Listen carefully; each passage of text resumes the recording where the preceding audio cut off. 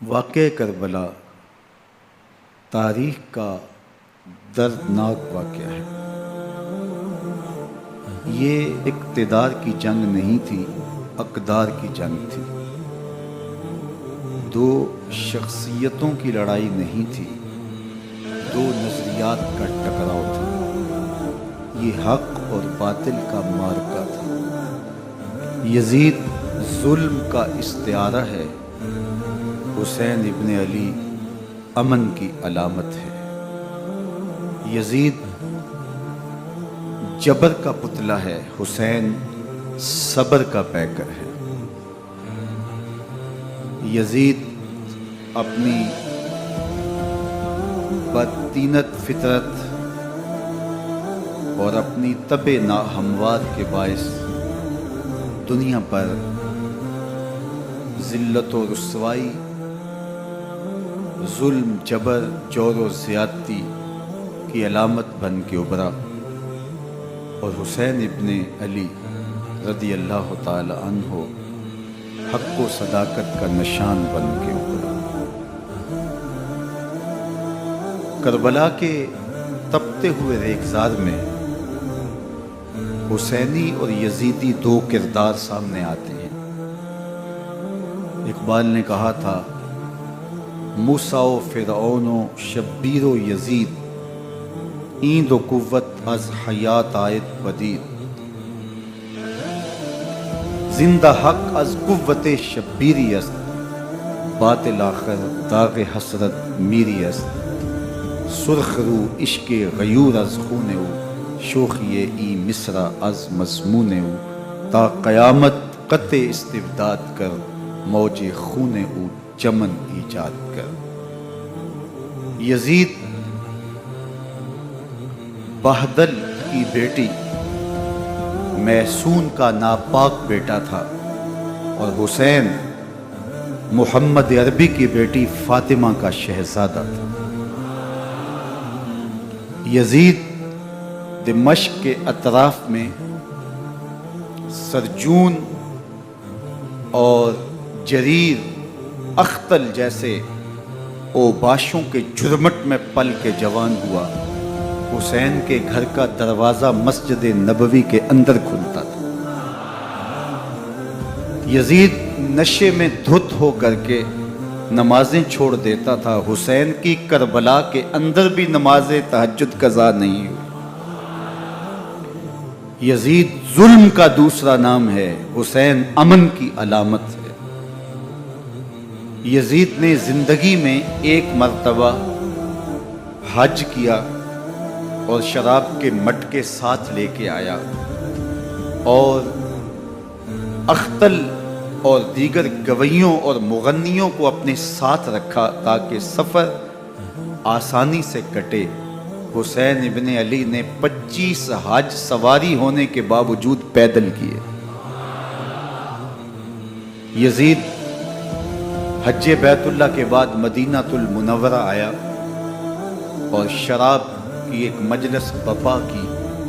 حضرت امام حسین رضی اللہ تعالی عنہ جب وہاں پہنچے تو شراب کی پھیلی ہوئی بدبو کو محسوس کرتے ہوئے فرمایا، یہ بو کیسی ہے؟ تو نشے میں دھت یزید بولا، یہ شام میں بنتی ہے، اور ایک جام منگوایا اور اس کو پیتے ہوئے دوسرا جام حضرت امام حسین رضی اللہ تعالی عنہ کی طرف بڑھاتے ہوئے کہا، ابا عبداللہ لیجئے۔ تو حضرت امام حسین رضی اللہ تعالی عنہ نے فرمایا، میں اس کی طرف دیکھتا بھی نہیں ہوں، اور پھر وہ عشقی اشعار پڑھنے لگا۔ جب یزید کی شراب نوشی کا منظر امام حسین رضی اللہ تعالی عنہ اپنی آنکھوں سے دیکھ چکے تھے، تو مجھے بتاؤ یزید کے ہاتھ پہ امام حسین کا پاک ہاتھ کیسے آتا؟ حضرت امام حسین رضی اللہ تعالی عنہ جس ماحول میں پلے تھے، جس ماحول میں پرورش پائی تھی، جس ماحول میں رہے تھے، وہ پاکیزہ اور تقدس ماحول تھا۔ اور یزید کبھی اطراف دمشق میں، کبھی غوطہ میں، کبھی الخضرہ محل میں، اور کبھی کہاں اور کبھی کہاں داد عیش دیتا رہا اور لہو و لعب کے اندر مصروف رہا، اور اس کی زندگی ان چیزوں سے عبارت تھی۔ وہ محرمات کو حلال قرار دیتا، شراب نوشی اس کی ہڈیوں میں رچی ہوئی تھی، اور شریعت بیضا کا مذاق اڑایا کرتا۔ اور حسین ابن علی رضی اللہ تعالی عنہ کی دوستیاں جن لوگوں سے تھی وہ عبداللہ ابن عباس تھے، عبداللہ ابن عمر تھے، حضرت عبد الرحمن بن ابو بکر رضی اللہ تعالی عنہ تھے۔ یزید تو جوا کھیلتا رہا، یزید تو قمار بازی کرتا رہا، یزید تو شراب نوشی کرتا رہا، اور حسین ابن علی مسجد نبوی کے ممبر میں حضور کے پہلوؤں میں بیٹھتے رہے۔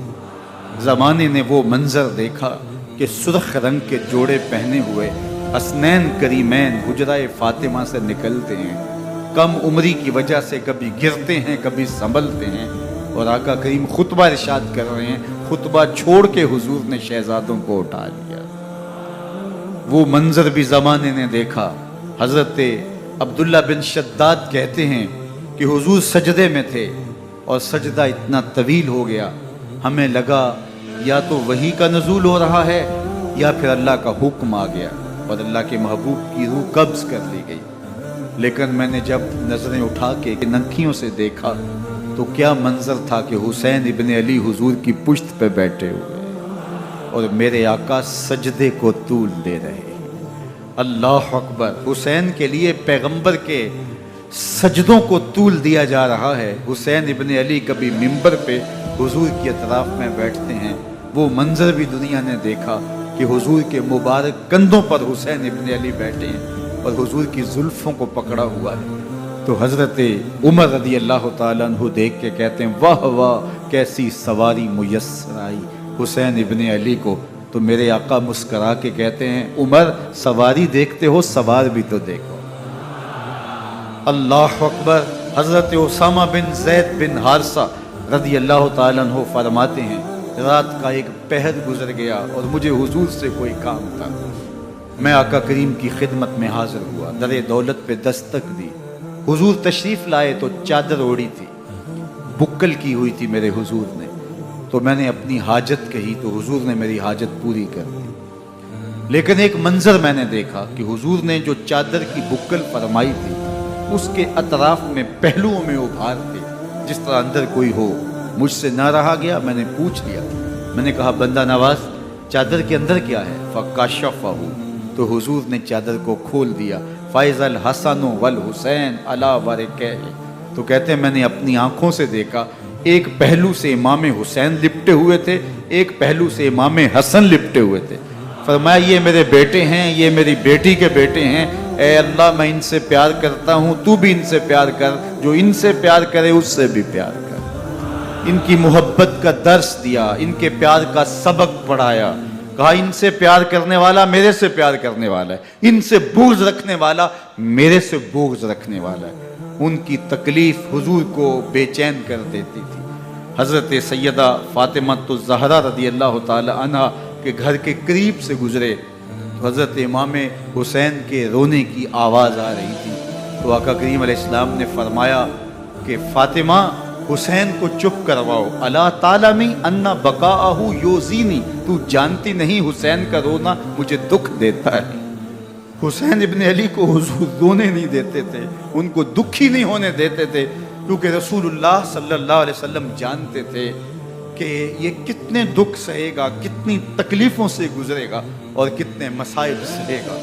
زمانے نے وہ گھڑیاں بھی دیکھی کہ حضرت حذیفہ بن یمان رضی اللہ تعالیٰ عنہ فرماتے ہیں کہ میں حضور کی خدمت میں نماز مغرب کی ادائیگی کے لیے حاضر ہوا، اور میں نے یہ اجازت خاص طور پہ اپنی ماں سے اس شرط پہ لی تھی کہ امی آپ مجھے اجازت دیں، میں حضور کی خدمت میں حاضر ہوتا ہوں، مغرب کی نماز بھی ادا کروں گا اور پھر حضور سے عرض کروں گا حضور میرے لیے اور میری ماں کے لیے بخشش کی دعا کر دیجیے۔ ماں نے اس شرط پہ اجازت دے دی اور میں حضور کی خدمت میں آ گیا، نماز مغرب ادا کی، سلام پھرا، تو میرے دل میں آرزو تھی میں حضور سے عرض کروں حضور میرے لیے اور میری ماں کے لیے مغفرت کی بخشش کی دعا کر دیں، لیکن حضور عبادات میں ذکر میں نوافل میں ایسے مشغول ہوئے کہ میں آرزو رکھنے کے باوجود بھی عرض نہ کر سکا۔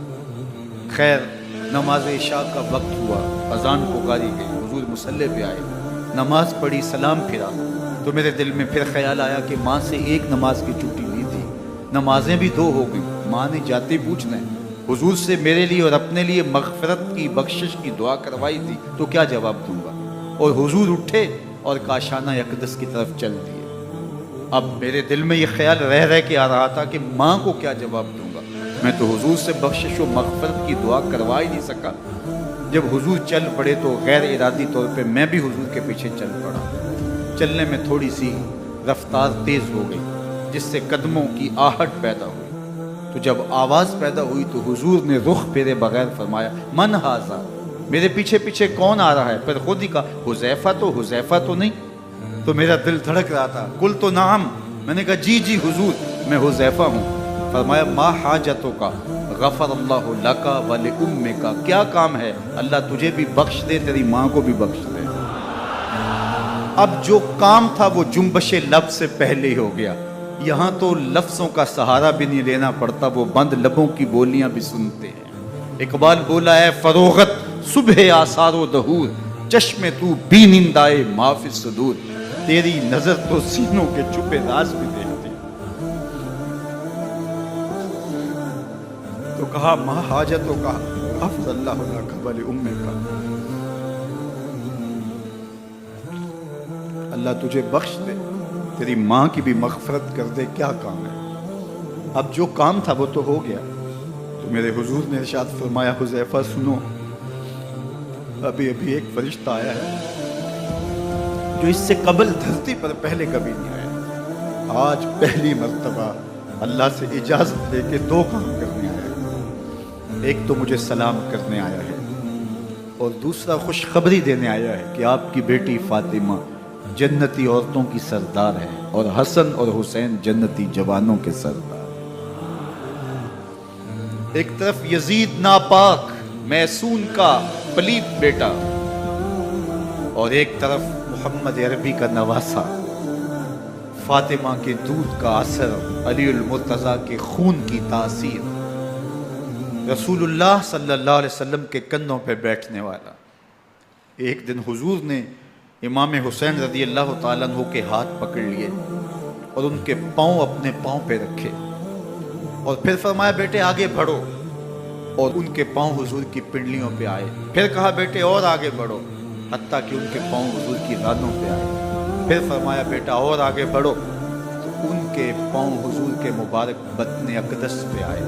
پھر بازوں کو کھینچ کے اپنے قریب کیا اور حسین ابن علی کے منہ میں اپنی زبان رکھ دی، اور وہ اس طرح چوس رہے تھے جس طرح کھجور چوسی جاتی ہے۔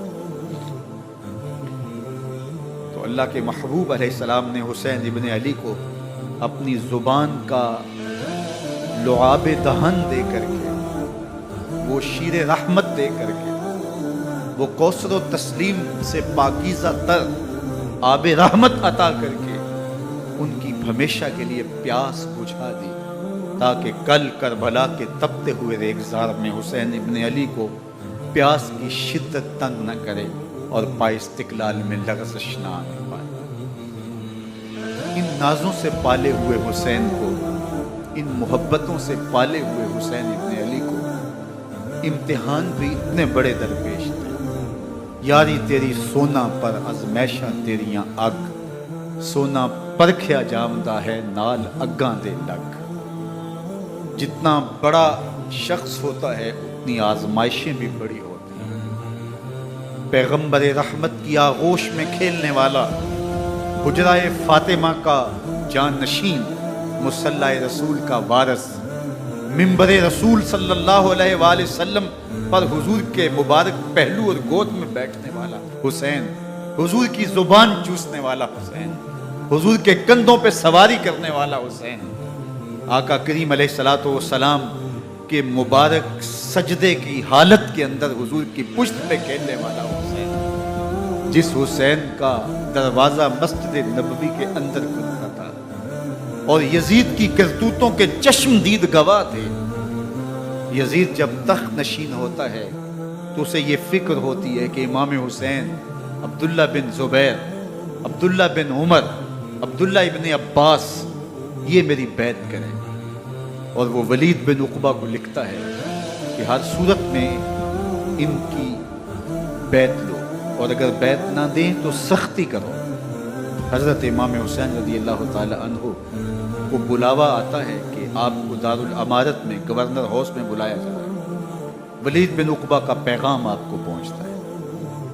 آپ اس وقت فرماتے ہیں کہ اس وقت جو پیغام پہنچا ہے وہ کسی خطرے سے خالی نہیں ہے.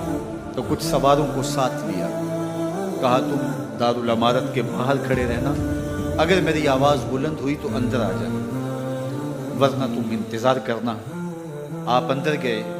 ولید بن عقبہ نے مروان کو بھی بلایا تھا. مروان بن حکم یہ گورنر مدینہ ولید سے پہلے رہ چکا ہے، تو اس نے مشورہ دیا کہ سختی کی جائے. خیر ولید بن عقبہ نے کہا کہ یہ خط ہے، حضرت امیر معاویہ کا انتقال ہو گیا اور یزید تخت نشین ہوا، لہٰذا وہ آپ سے بیعت کا مطالبہ کرتا ہے. تو حضرت امام حسین رضی اللہ تعالیٰ عنہ نے فرمایا کہ میرے جیسا شخص یوں چھپ کے بیعت نہیں کر سکتا،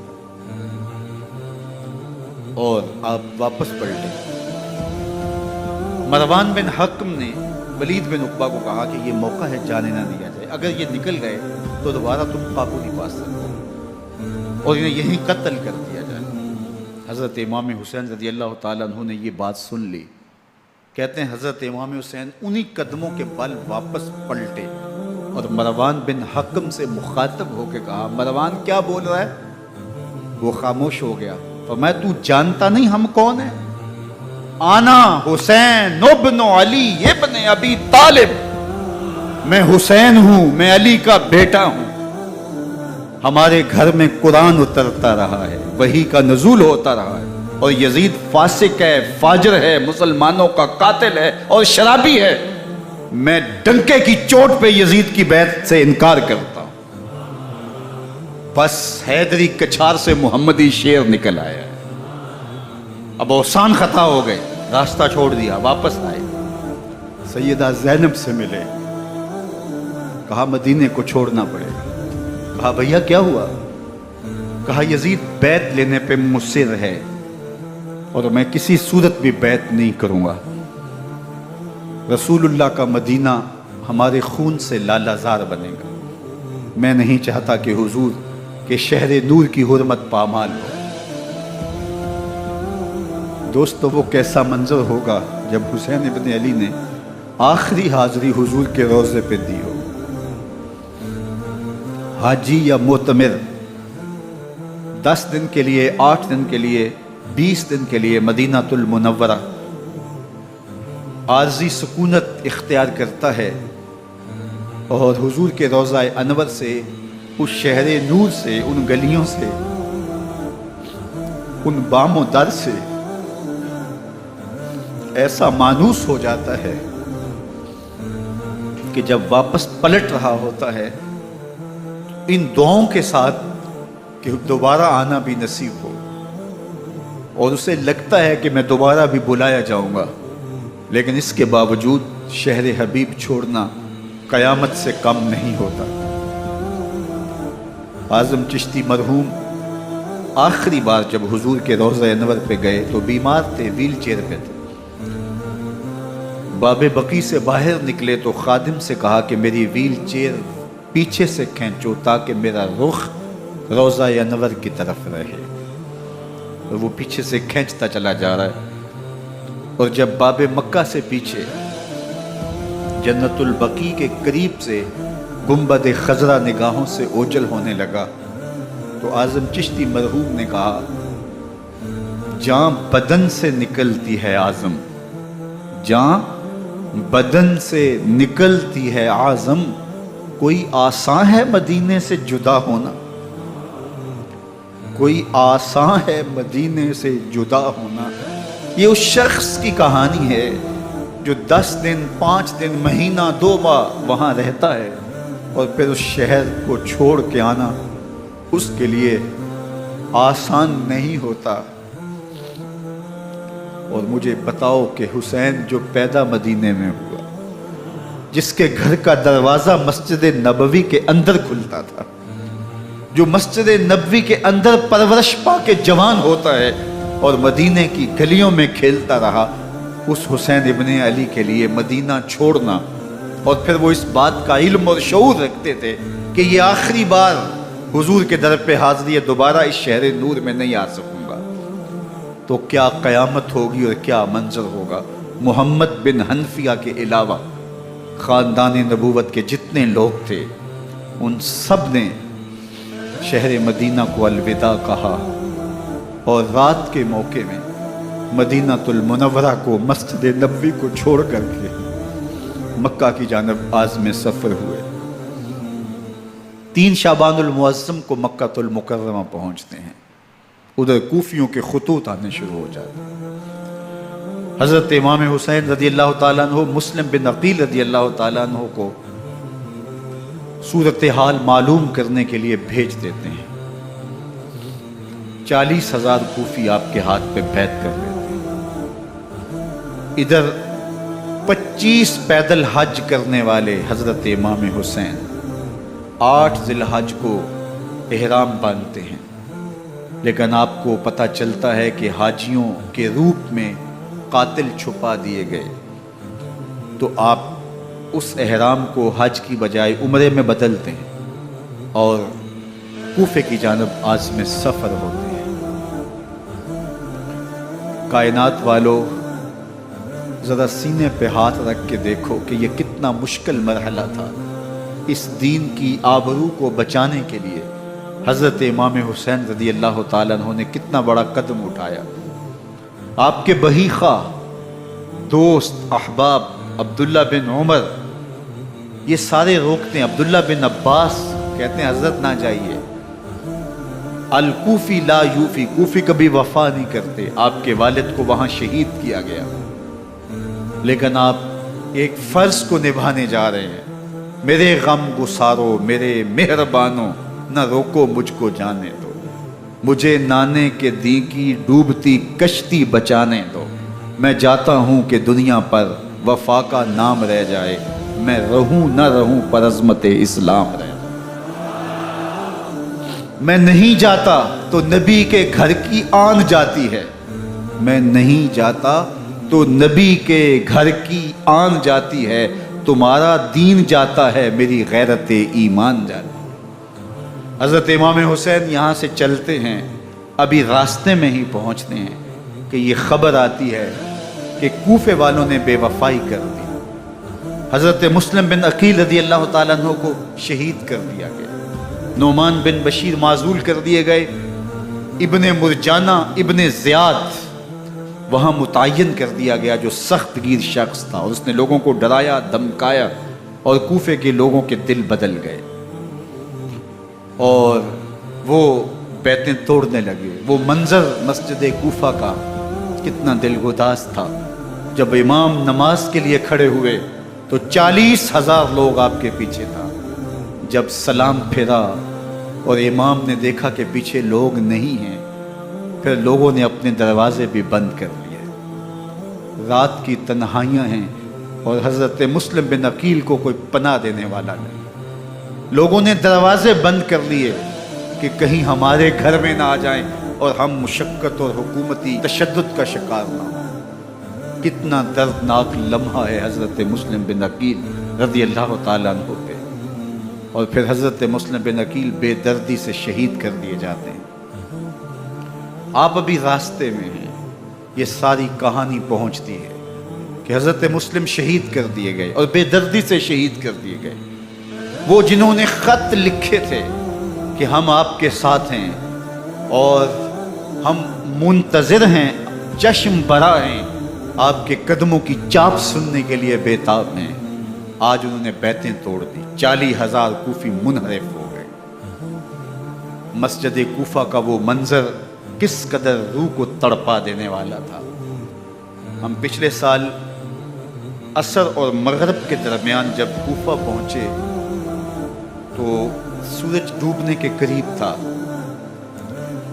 میں نے اپنی زندگی میں اتنا اداس موسم کہیں نہیں دیکھا جتنا اداس موسم کوفے میں دیکھا۔ ایسے لگتا تھا جس طرح کوفے کی آب و ہوا آج بھی شرمندہ ہے۔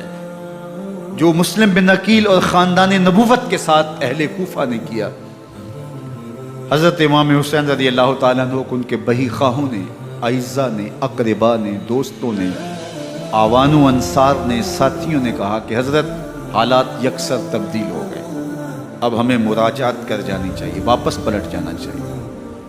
تو حضرت امام حسین کافی سوچ بچار میں رہے، پھر اس کے بعد آپ نے فیصلہ کیا کہ ہم آگے بڑھیں گے۔ دوستوں نے کہا کہ حضرت اگر آپ آگے بڑھیں گے تو ہمیں لگتا ہے کہ وہ آپ کے ساتھ سلوک اچھا نہیں کریں گے اور آپ بچوں کے سامنے پیاس سے شہید کر دیے جائیں گے۔ تو حضرت امام حسین رضی اللہ تعالیٰ عنہ نے وہاں ایک خطبہ ارشاد فرمایا کہ لوگوں تم جو مجھے بتا رہے ہو مجھے اچھی طرح معلوم ہے، جو تم مجھے منظر پیش کر رہے ہو وہ میری نگاہوں میں ہے، اور جو کچھ ہونے والا ہے چشم تصور وہ منظر دیکھ رہی ہے۔ کیونکہ حضرت امام حسین رضی اللہ تعالیٰ عنہ کی شہادت کی خبر حضرت امام حسین کے پیدا ہوتے ہی خاندان نبوت میں عام تھی۔ حضور علیہ الصلوۃ والسلام کو یہ بات جبریل امین نے آ کے بتائی تھی جب حسین ابن علی کے ساتھ حضور محبت کا اظہار کر رہے تھے، تو یہ جبریل امین نے آ کے کہا تھا حضور آپ کا یہ بیٹا ارض طف میں شہید کر دیا جائے گا، اور کربلا کی مٹی لا کے حضور کو دی اور ام سلمہ کو حضور نے عطا کر دی۔ حضرت ام سلمہ کہتی ہیں کہ ایک دن میں سوئی تو خواب دیکھا کہ حضور کے مبارک بال بکھرے ہوئے ہیں اور سخت پریشان ہیں، تو میں نے کہا کہ حضور آپ کی یہ کیا حالت ہے؟ وَبِيَدِهِ قَارُورَةٌ، اور حضور کے ہاتھ میں ایک شیشی ہے، فِيهَا دَمٌ، جس کے اندر خون ہے۔ تو میں نے کہا حضور یہ کیا؟ فرمایا میں قتل گاہ حسین سے آ رہا ہوں اور یہ حسین ابن علی کا خون۔ تو کہا 10 محرم کا دن تھا، دوپہر کا یہ منظر تھا، میں کیلولہ کر کے اٹھی، جب میں نے دیکھا تو وہ شیشی جس میں کربلا کی مٹی رکھی تھی وہ خون بن چکی تھی۔ تو یہ خبر پہلے دی گئی تھی، یہ بتا دیا گیا تھا۔ فرمایا میرے دوستو جو تم مجھے بتاتے ہو میں اس سے بے خبر نہیں ہوں، یہ سب کچھ ہونے والا ہے، لیکن اس کے باوجود میں کیوں جا رہا ہوں؟ تو آپ کا ایک تاریخ ساز جملہ ہے جو کربلا کے فلسفے کو ہمارے سامنے رکھتا ہے کہ یہ اتنا بڑا امتحان کیوں دیا۔ حضرت امام حسین رضی اللہ تعالیٰ عنہ نے فرمایا وَلَكُمْ فِيَّ أُسْوَةٌ، میں اس لیے جا رہا ہوں قیامت تک ظلم، جبر اور ناانصافی کے خلاف کھڑے ہونے والوں کے لیے کوئی نمونہ تو ہو۔ میری زندگی قیامت تک ظلم، جبر اور استحصالی نظام کے خلاف کھڑے ہونے والوں کے لیے نمونہ ہے۔ تو حضرت امام حسین رضی اللہ تعالیٰ عنہ نے حق اور باطل کے درمیان ایک سرخ لکیر کھینچ دی اپنے خون سے۔ اب حق اور باطل کا امتیاز کرنا مشکل نہیں ہے، کوئی باطل پہ اڑا رہے تو الگ بات ہے، لیکن امتیاز کرنا مشکل نہیں ہے۔ حدود بالکل واضح کر دی۔ اقبال نے یہاں کتنی خوبصورتی کے ساتھ اس مضمون کو نبھایا۔ سرخ رو عشق غیور از خون ہو، شوخی این مصر از مضمون ہو، تا قیامت قطع استبداد کر، موج خون ہو چمن ایجاد کر۔ ایک جہاں آباد کر دیا، حق اور باطل کی راہیں اجال دی۔ اب لوگوں کو یزید کا چہرہ پہچاننے میں دیر نہیں لگتی، وقت کے ہر یزید کا چہرہ آسانی سے پہچانا جا سکتا ہے۔ یہ معرفت زمانے کو کروائی کس نے؟ حسین ابن علی نے کروائی رضی اللہ تعالی عنہ۔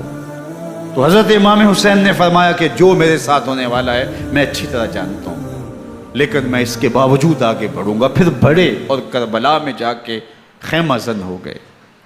7 محرم کو پانی بند کر دیا گیا۔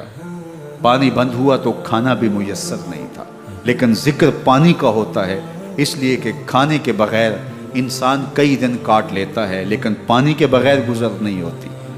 تو فرات کی نہر سامنے اپنی موجوں کے ساتھ چمک رہی ہے، لیکن ایک قطرہ آب بھی آل رسول کو نہیں دیا جا رہا۔ کائنات کے اندر ایسے انوکھے امتحان بھی ہوتے ہیں۔ وارث ہوں ساقی کوثر کے، مالک ہوں حوض کوثر کے، اور بیٹے ہوں ساقی کوثر کے، اور آج ایک بوند پانی کی بھی میسر نہ ہو۔ صبر کا امتحان ہے، عزیمت کا امتحان ہے۔ حضرت امام حسین رضی اللہ تعالیٰ عنہ خیمہ زن ہو گئے۔ 3 دن تک پانی بند رہتا ہے، 9 محرم کو رات کی تنہائی میں حملہ آور ہونا چاہتے ہیں، لیکن آپ نے کہا کہ ہمیں اللہ کی حضور عبادت اور ذکر کے لیے وقت دیا جائے۔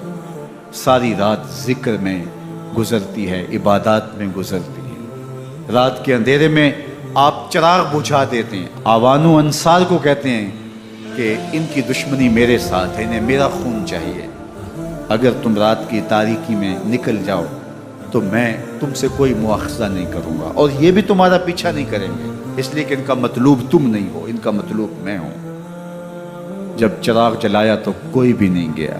مسلم بن اوسجہ کھڑے ہو کے کہتے ہیں حضرت اگر ہمارے بدن کو 70 بار کاٹا جائے اور جلایا جائے اور ہواؤں میں اڑا دیا جائے پھر بھی آپ کا ساتھ نہیں چھوڑیں گے۔ 70 سال کے بوڑھے ہیں حبیب بن مظاہر، کہتے ہیں حضرت آپ کو چھوڑ کے جائیں کہاں، آپ کو چھوڑ کے جائیں کہاں، کوئی ساتھ چھوڑنے کے لیے تیار نہیں ہے، پیاس ہے، سخت گرمی ہے، کربلا کا ماحول ہے، 72 افراد اور خاندان کی خواتین میدان کربلا میں خیمہ زن ہیں، دوسری طرف لشکر اعداء اشقیا 22,000 کی تعداد میں مقابلے میں، ایک روایت 30,000 کی ہے۔ ان صرف 72 پیاسے لوگوں کے لیے اتنے لوگوں کو جمع کرنے کا مقصد خوف زدہ کرنا تھا۔ شرط ہے کہ یزید کی بیعت کر لیں، محاصرے توڑ دیں گے، پانی دستیاب ہوگا، اعزاز و اکرام سے نوازا جائے گا، خزانوں کے منہ کھول دیے جائیں گے۔ لیکن حسین ابن علی کہتے تھے سب کچھ لٹ جائے گا، باطل کے ہاتھ پہ ہاتھ نہیں رکھنا۔ اللہ اکبر۔ اب صبح طلوع ہوتی ہے، عاشور کا دن چڑھتا ہے، سورج اپنی پوری تمازت کے ساتھ گرمی برسا رہا ہے۔ آج خاندان نبوت کا امتحان زمانے نے دیکھنا ہے، رسول اللہ کا لعاب چوسنے والا اس کے صبر کا آج امتحان ہے، حضور کے کندھوں پہ کھیلنے والے حسین کا آج امتحان ہے۔ اللہ اکبر۔ حسین ابن علی تمام حجت کرتے ہیں میں نے تمہارا کچھ نہیں بگاڑا، میں نے کسی کا خون نہیں کیا، میں نے کوئی زیادتی نہیں کی، تم کیوں میرے قتل کے در پہ ہو؟ تم جانتے نہیں میں کون ہوں؟ میں تمہارے نبی کا نواسا ہوں، رسول اللہ صلی اللہ علیہ وآلہ وسلم کے کندھوں پہ کھیلتا رہا ہوں، حضور کا لعاب چوستا رہا ہوں، اور میں بوسہ گاہے رسول صلی اللہ علیہ وآلہ وسلم ہوں۔ لیکن ان اشقیاء کے دل پر کوئی چیز اثر انداز نہیں ہوتی۔ ایک ہور ہے، اللہ اس کے دل میں نرمی ڈالتا ہے۔ پہلے تو امام حسین کو گھیر کے لے کر کے آتا ہے، لیکن بعد میں وہ قافلہ یزید سے قافلہ حسین کی طرف آ جاتا ہے۔ امام حسین فرماتے ہیں تو دنیا میں بھی ہور ہے، آخرت میں بھی ہور ہے، آزادی مل جاتی ہے۔ باقی 22,000 کا لشکر جرار امام حسین کے قتل کے طرف آئے۔ پھر تاریخ نے خاندان نبوت کا وہ انوکھا امتحان دیکھا۔ حضرت امام حسین کے بچے بالخصوص خواتین پیاس کی شدت میں حلق خشک ہیں۔ حضرت سکینہ تڑپ کے اپنے باپ سے کہتی ہیں کہ مجھے 6 ماہ کے لیے اصغر کی پیاس نہیں دیکھی جا رہی۔ بچے کو ہاتھوں پہ اٹھاتے ہیں اور نہر فرات کے کنارے پہنچ کے فرماتے ہیں اشقیاء سے مخاطب ہو کے تمہارا معاملہ میرے ساتھ ہے، اس 6 ماہ کے بچے نے تمہارا کچھ نہیں بگاڑا، اور چلو بھر کے اس کا حلق سیراب کرنا چاہتے ہیں۔ ایک 2 شاخہ تیر آتا ہے جو حضرت علی اصغر کے گلے کو چیر دیتا ہے۔ راوی لکھتے ہیں کہ وہ عام تیر نہیں تھا، جانوروں کو شکار کرنے کے لیے جو بڑے تیر ہوتے ہیں وہ 2 شاخہ تیر تھا۔ وہ گردن کو کاٹ دیتا ہے، خون بہنے لگتا ہے، گردن لٹک جاتی ہے۔ حضرت امام حسین وہ بہتا ہوا خون اپنے چلو میں لیتے ہیں اور آسمان کی طرف اچھال کے کہتے ہیں مالک حسین کی یہ قربانی بھی قبول۔ یہ تماشا لبے بام نہیں ہے، بچہ بیمار ہو ڈاکٹر جواب دے دیں، ماں باپ کے ہاتھ پھول جاتے ہیں، زندگی کی سانسیں ابھی چل رہی ہوتی ہیں، لیکن ڈاکٹر کہے کہ یہ میرے بس کا روگ نہیں ہے، کہیں اور لے جاؤ، تو زندگی کا لف و نشر غیر مرتب ہو جاتا ہے۔ میں سلام پیش نہ کروں حسین ابن علی کو، 6 ماہ کا علی اصغر ہاتھوں میں دم توڑتا ہے، گردن لٹک جاتی ہے، خون بہ رہا ہے، اب خیموں کی طرف بڑھ رہے ہیں، لیکن زبان پہ شکایت نہیں ہے، کہتے ہیں مالک حسین کی یہ قربانی قبول کر لے۔ اب خیموں کی طرف آنا، شہر بانوں रबाब, सैयदा ज़ैनब, हज़रत सकैना सलामुल्लाह अलैहा का सामना कोई आसान काम नहीं था। लेकिन हुसैन इब्न अली आते हैं, शहजादे को यहाँ खैमों के करीब रख के कहते हैं कि ये हौज़े कौसर से सैराब हो गया है। अल्लाह अकबर। कोहराम मच जाता है खैमों के अंदर, क्या मंजर होगा और उनको किन अल्फाज के पैराए में ढाल करके उन कैफियत को बयान किया जा सकता है जो अहले बैत के खैमों के अंदर अली असगर की शहादत के बाद का मंजर रकम हो रहा होगा। अल्लाह अकबर। उधर अश्किया आवाज़ें दे रहे हैं, मुबारजत के लिए पुकार रहे हैं। ज़माने ने फिर वो मंजर भी देखा कि जवान बेटे को 18 साल की कमाई हज़रत इमाम हुसैन मैदान अमल में भेज रहे हैं। वो अली अकबर जो हुसैन का नूर नज़र है, आँखों का करार है, दिल की तस्कीन है। और फिर हज़रत अली अकबर जब घोड़े की जीन से फर्श ज़मीन पे गिरते हैं तो बाप को आवाज़ देते हैं और हज़रत इमाम हुसैन जो है वो आगे जाके बेटे की लाश उठाते हैं। अल्लाह अकबर। 18 साल के बेटे की लाश को कंधों पे उठा के खैमों तक लाते हैं और हाथ फैला के कहते हैं, मालिक हुसैन की ये कुर्बानी भी कबूल। कभी कासिम बिन हसन की लाश उठा के लाते हैं, कभी ओनो मोहम्मद की लाशें उठा के लाते हैं, भतीजों की, भांजों की, भाई अब्बास के कटे हुए बाजू और जख्मों से छिदा हुआ लाशा। क्या क्या क़यामतें थीं जो उस करबला के एक मैदान के अंदर नहीं तोड़ी गई। हजरत इमाम हुसैन पर दुख पे दुख, तकलीफों पे तकलीफें। अब 71 लाशें उठा के खैमों तक पहुंचा चुके और उधर मुबारजत की दावत दी जा रही, आओ मैदान अमल में आओ, अब देर क्यों कर रहे हो। रसूलुल्लाह का हरम, रसूलुल्लाह की शहजादियां जो नाजों में पली थी, वो कलियां जो शबनम का बोझ भी गवारा नहीं कर सकती थी, आज मुसीबतों के पहाड़ टूट गए। हजरत इमाम हुसैन कभी शहरबानों को, कभी उम्मे रबाब को दिलासा देते हैं, कभी हजरत ज़ैनब को कहते हैं। हजरत ज़ैनब करबला के इस मैदान के अंदर बड़े हौसले के साथ अपने भाई के साथ खड़ी रही, अपने 2 बेटे राह खुदा में पेश किए, उनकी लाशें वसूल की।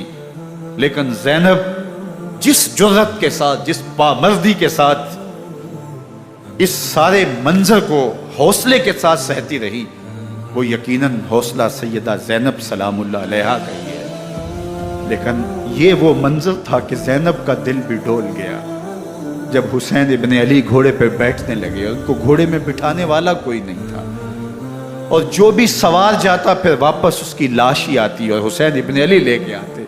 आज हुसैन इब्न अली जा रहे हैं, जिंदगी का सारा सरमाया लुट रहा है। हजरत ज़ैनब सलामुल्लाह अलैहा संभल नहीं रही। हजरत इमाम रज़ी अल्लाह ताला अन्हु उठे और आपने हजरत ज़ैनब को सब्र की तलकीन की और कहा कि सब्र ही बेहतरीन ज़रिया है और अल्लाह की कुर्बत का एक बेहतरीन सबब है। और उनको सब्र की तलकीन करते हुए फरमाया कि मेरे बाद तुमने इस जिम्मेदारी को संभालना है और इन मुक़द्दरात इस्लाम की, इन शहजादियों के पर्दे की तुमने हिफाजत करनी है। और फिर घोड़े की जीन कस के इमाम हुसैन लश्कर अश्किया की तरफ बढ़ते हैं। अब खैमों से सिसकियों की आवाज़ आ रही है, उनका सरदार, उनका ताजदार आज सबको छोड़ के करबला के मैदान की तरफ बढ़ रहा है। जुर्म क्या किया, कसूर क्या किया, इसने क्या ज्यादती की कि आज नेज़ों और अनियों के मुकाबले में 22,000 का लश्कर हजरत इमाम हुसैन पे टूट पड़ता है। आप फिर इत्माम हुज्जत करते हैं, मैंने किसी को कत्ल नहीं किया, खून ना हक नहीं बहाया, मेरे खून के दरपे क्यों हो, अपनी आखिरत क्यों बर्बाद करते हो, तुम जानते नहीं मैं कौन हूं, मैं तुम्हारे नबी का नवासा हूं। लेकिन इब्न ज़ियाद कहता है मुकाबले में आओ। फिर हजरत इमाम हुसैन रज़ी अल्लाह ताला अन्हु मुकाबले में आते हैं और जब घोड़े को एड़ लगा के दुश्मन अश्किया पे टूटते हैं तो फिर ऐसा मंजर होता है कि वो भेड़ बकरियों की तरह आगे भागते हैं। 71 जख्म कलेजे पे लिए शुजात का ये पैकर जब मैदान में आता है, आवाज आती है, ये कौन ज़ी वकार है, बला का शाह सवार है, لباس ہے پھٹا ہوا غبار سے اٹا ہوا، تمام جسم نازنی چتا ہوا کٹا ہوا، یہ نبی کا نور عین ہے، یہ بالیقین یہ حسین ابن علی ہے رضی اللہ تعالیٰ عنہ۔ پھر چاند بادلوں میں گھر جاتا ہے، شامی گنڈے تیر برساتے ہیں، تلواروں سے آپ کے بدن پر ضربیں لگاتے ہیں اور نیزوں سے آپ کے بدن کو پرو دیتے ہیں۔ جب آپ کا پیراہن بعد میں اتارا گیا تو آپ کے پیراہن میں 122 سوراخ تیروں کے تھے، 33 زخم تلواروں کے، 34 گھاؤ نیزوں کے تھے۔ جب گھوڑے کی زین سے فرش زمین پر آئے، بدن چھلنی تھا، زخم زخم سے خون بہ رہا تھا، 3 دن کا پیاسا حسین، اللہ اکبر، بدن زخموں سے چور، 71 لاشیں کلیجے پہ لیے، مخدرات اسلام کے پردے کا خیال دل میں الگ ہے، لیکن گھوڑے کی زین سے جب فرش زمین پہ امام حسین آتے ہیں، زبان پہ ہائے نہیں، نالا و شیمن نہیں، چیخ و پکار نہیں، آتے ہی پیشانی سجدے میں رکھتے ہیں اور پکارتے ہیں اللہم ردن بقضائک وصبرن علی بلائک تسلیما لامرک سبحان ربی الاعلی۔ مالک گھر لٹا کے، بچے لٹا کے، خاندان سب کچھ قربان کر کے، اپنے بدن کو زخموں سے چھلنی کروا کے، تیروں اور نیزوں کی انیوں سے اپنے آپ کو زخمی کروا کے، تیرے حضور سر جھکا کے یہ اقرار کرتا ہوں کہ حسین تیری تقدیر پہ راضی ہے، مالک تو بھی بتا، تو بھی حسین پہ راضی ہوا ہے کہ نہیں ہوا؟ آواز آ رہی ہے، اس پیاسے پر علی شیر خدا کو ناز ہے، اس نواسے پر محمد مصطفیٰ کو ناز ہے، اوروں نے بھی سجدے کیے پر اس کا عجب انداز ہے، اس نے وہ سجدہ کیا جس پر خدا کو ناز ہے۔ حسین ابن علی رضی اللہ تعالیٰ عنہ کا سر انور دستے قاتل نے تب کاٹا جب وہ سجدے میں جھکا ہوا تھا۔ یزید نے کہا میں بیعت لوں گا، امام حسین نے کہا کبھی بھی نہیں دوں گا، یہ سر کٹ سکتا ہے جھک نہیں سکتا۔ سر کاٹ کے نیزے کی نوک پہ چڑھا دیا گیا اور یہ اس بات کا اعلان تھا کہ ہم جیت گئے اور حسینی ہار گئے، اور لشکر یزید میں غوغا مچ گیا، نقارے بجنے لگے کہ ہم جیت گئے، دیکھو امام حسین شہید کر دیے گئے، اور سر کاٹ کے نیزے کی نوک پہ چڑھایا گیا۔ لیکن لشکر یزید سے یہ آواز آئی یہ کیسا سر ہے جو کٹ کے بھی سر بلندی ہے، کٹ گیا ہے پھر بھی اونچا ہے، اللہ اکبر، یہ سر سجدے میں کٹا ہے، رب کے حضور عبادت کی حالت میں کٹا ہے، حسین آج بھی سجدے میں ہے، اللہ اکبر، حسین آج بھی سجدے میں ہے، بلکہ کٹے ہوئے سر کا رخ زمین کی جانب تھا اور کٹی گردن آسمان کی طرف، یوں نیزے پہ پرویا گیا، اللہ اکبر۔ ایک شاعر نے نقشہ کھینچا، بآں کے سر نیزے پہ اور سوئے زمیں ہے روح، یعنی سجدہ ثانی کی ہے آرزو۔ رکعت کے 2 سجدے ہوتے ہیں، ابھی ایک سجدہ ہوا تھا کہ دست قاتل نے سر کاٹ دیا، کہا حسین کی پیشانی میں دوسرے سجدے کی تمنا مچل رہی۔ یہ تھا حسین ابن علی کا سجدہ، ساری زندگی رب کے حضور سجدہ قضا نہیں ہونے دیا۔ آج پانی نہیں ہے، اللہ اکبر، آج تیمم کر لیتے ہیں، آج اپنے خون کو اوڑھ کر کے حسین نے اپنی پیشانی اپنے مالک کے حضور جھکا کر کے عظیمت کی وہ انوکھی داستان رقم کر دی کہ صدیاں گزرنے کے باوجود بھی ان کی یادوں کے چراغ روشن ہیں۔ جب حضرت امام حسین اور دوسرے آیان و انصار کو شہید کر دیا گیا تو ان کے سر نیزوں کی نوک پہ چڑھا دیے گئے، حضرت امام حسین کا کٹا ہوا سر اور باقی 71 افراد کے کٹے ہوئے سر نیزوں کی نوک پہ، اور 10 سواروں کو ابن سعد نے کہا کہ ان کو رون دو، اور گھوڑوں کی ٹاپوں تلے حضرت امام حسین رضی اللہ تعالیٰ عنہ اور ان کے آوان و انصار کو جو ہے وہ روندا گیا، حتیٰ کہ ان کی استخوان مبارک، ان کی ہڈیاں بھی چور چور ہو گئی۔ روننے سے قبل ان کا لباس اتار لیا، ان کے کپڑے اتار دیے گئے، اللہ اکبر، کیسی دردناک گھڑیاں تھیں۔ یزید کا صرف یہی بد کرداری کا مرحلہ نہیں تھا، اس کربلا کے صحرا کے اندر یزید نے جس طرح امام حسین رضی اللہ تعالیٰ عنہ کو شہید کیا اور حضرت امام حسین کے خاندان کو شہید کیا، جب مدینہ المنورہ پر یزید نے مسلم بن عقبہ کو مقرر کیا، جس کو بزرگوں نے مصرب بن عقبہ کہا ہے، تو اس کو کہا 3 دن تک مدینے کا حرم تمہارے لیے حلال ہوگا، جو چاہو تم کرنا، اور شامی فوجوں کو اجازت ہوگی۔ تو وہاں بھی انہوں نے 10,000 تابعین اور 700 صحابہ کو شہید کیا۔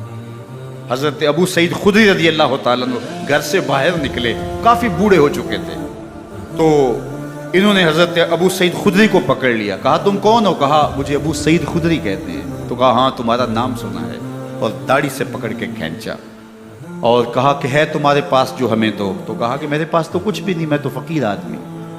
تو ان کے گھر ان کو لے گئے، تو 2 کبوتر رکھے تھے حضرت ابو سعید خدری نے، تو وہ کبوتر لوٹ کے لے گئے۔ اللہ اکبر۔ حضرت ابن سنان رضی اللہ تعالیٰ عنہ کو، جو حضور کے علم بردار تھے فتح مکہ کے دن، ان کو ستو پہلے پلائے اور پھر ان کی گردن کاٹی گئی، اور کہا یہ ہے وہ ستو جو تم زندگی میں آخری بار پیو گے۔ ایک گھر میں داخل ہوئی شامی فوج، تو ایک خاتون کے ابھی بچہ پیدا ہوا تھا، اور قابلہ نے، دائیا نے وہ بچہ ماں کی چھاتی پہ لٹایا، اور وہ ماں کا پہلا دودھ پی رہا تھا۔ تو یہ جا کے کہنے لگے نکالو تمہارے پاس جو کچھ ہے۔ تو اس خاتون نے کہا تم جانتے ہو یہ بچہ کون ہے؟ انہوں نے کہا ہم نہیں جانتے۔ کہا یہ حضرت ابن ابی کبشہ انماری رضی اللہ تعالیٰ عنہ کا بچہ ہے، اور یہ وہ صحابی ہیں کہ جو بیت الشجرہ کے موقع پہ حضور کے ہاتھ پہ بیعت کرتے ہیں۔ انہوں نے اس چیز کا لحاظ نہ کیا، کہا جو کچھ ہے وہ ہمیں دو ورنہ تیرے بچے کو نہیں چھوڑیں گے۔ تو ماں بچے سے مخاطب ہو کے کہتی ہے، ابھی بچہ پیدا ہوا ہے اور ماں سے پہلا دودھ پی رہا ہے، کہ بیٹے اگر میرے پاس کچھ ہوتا، وہ قیمتی سے قیمتی چیز بھی ہوتی، تیری جان کے لیے قربان کرتی، لیکن اس وقت میرے پاس کچھ ہے نہیں۔ تو ایک شکی آگے بڑھا اور بچے کو ایک ٹانگ سے پکڑ کے کھینچ کے دیوار کے ساتھ پٹک کے مارا، جس سے دماغ کا بھیجا نکل گیا۔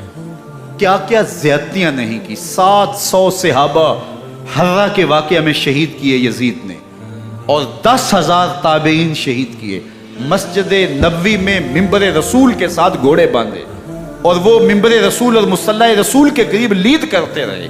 حضرت سعید عبد المسیب فرماتے ہیں میں نابینا تھا اور حضور کے روضہ انور کے پاس بیٹھا تھا، اور یزید کے سپاہی آتے، جو بھی مسجد میں نظر آتا پکڑ کے لے جاتے، مجھے نابینا سمجھ کے چھوڑ دیتے، لیکن میں پریشان تھا کہ ظہر کا وقت ہوگا، عصر کا وقت ہوگا، مغرب عشاء کا وقت ہوگا، نہ اذان نہ اقامت نہ جماعت، تو کیسے مجھے پتہ چلے گا کہ نماز کا وقت ہو گیا، اور کیسی میری نمازوں کا کیا بنے گا؟ میں اس فکر میں بیٹھا تھا۔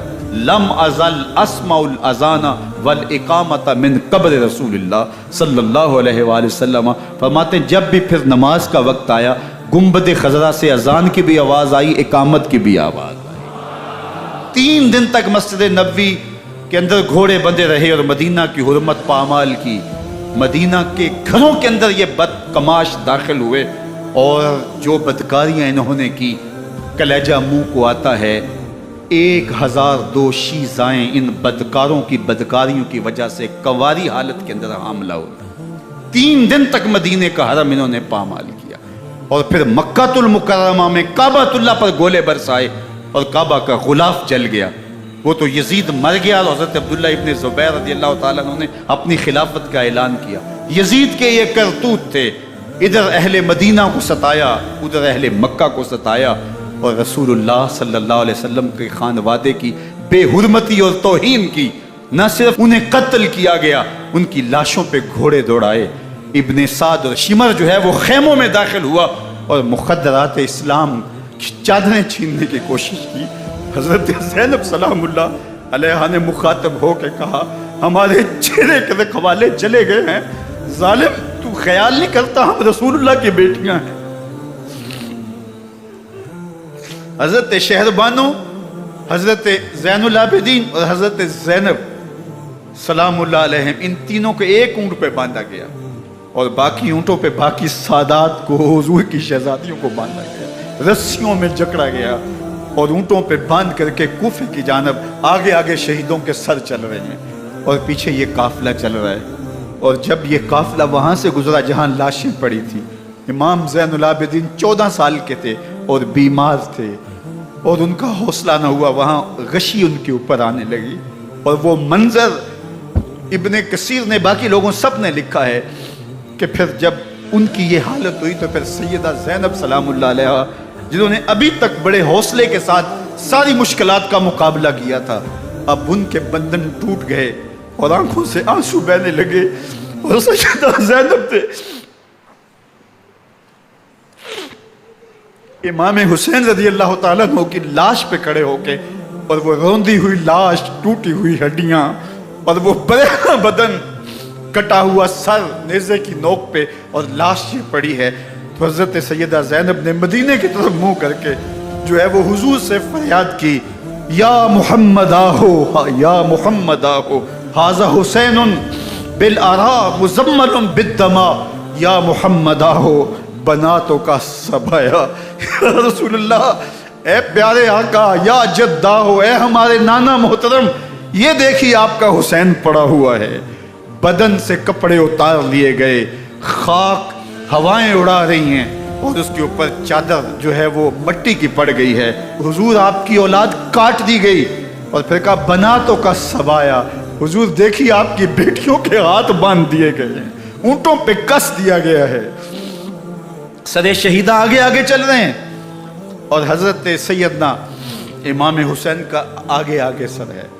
راستے کے اندر ایک جگہ آئی، رات گزری اور ان کو اتارا گیا. رات کا موقع تھا، ایک خاتون آئی اور اس نے کوئی کھانا پیش کیا ان کو، اور کہا کہ میں کسی زمانے میں حضرت سیدہ فاطمہ تو زہرا کی نوکری کیا کرتی تھی، ان کی لونڈی تھی، ان کی کنیز تھی، اور آج مجھے پتہ چلا کہ آپ لوگ گزر رہے ہیں، تو میں نے کہا کہ میں اپنی مخدومہ کے خاندان کی خدمت کروں. اور پھر اس نے کہا کہ اس وقت سیدہ کی گود میں ایک 6-7 ماہ کی بچی تھی جس کو زینب کہا کرتے تھے. تو سیدہ زینب نے کہا کہ اماں اگر پہچانتی ہو تو وہ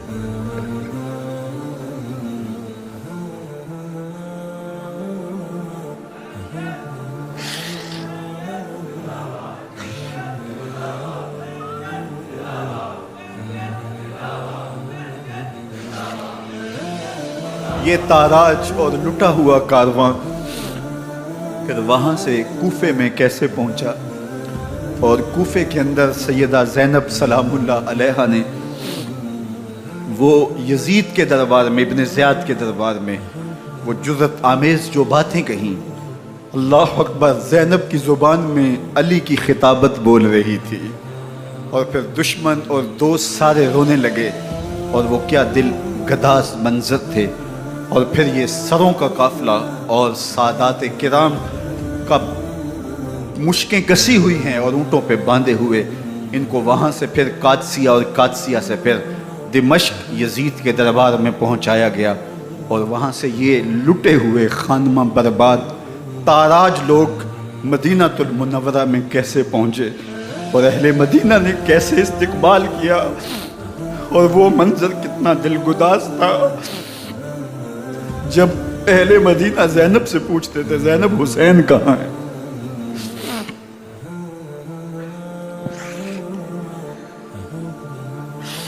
بے مروت بے وفا، تیرا بھی کیا افسانہ ہے، جس نے اپنی ہی شمع کو گل کیا تو وہ پروانہ ہے. اپنے پیغمبر کے شہزادوں کو اور اپنے پیغمبر کی شہزادیوں کو جو دکھ اس امت نے دیے، یہ کائنات کی ایک انوکھی داستان ہے.